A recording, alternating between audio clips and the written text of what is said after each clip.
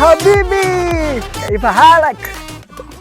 കഴിഞ്ഞ 5 വർഷമായി ഗൾഫിൽ പോയി തിരിഞ്ഞു നോക്കാത്ത അച്ഛൻ, വറുത്ത് കഴിക്കും ഉപ്പ് തേക്കാത്ത മാന്യം വരുന്നുണ്ട്. ഉണ്ടല്ലോ.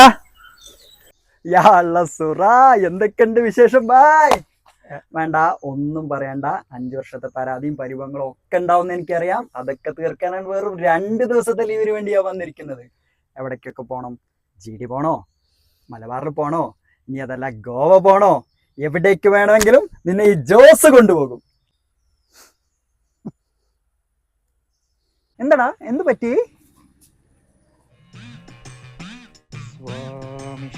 മച്ചകത്തമ്മയെ കാൽ തൊട്ടു വന്ദിച്ചു മകനെ തുടങ്ങു നിൻ യാത്ര.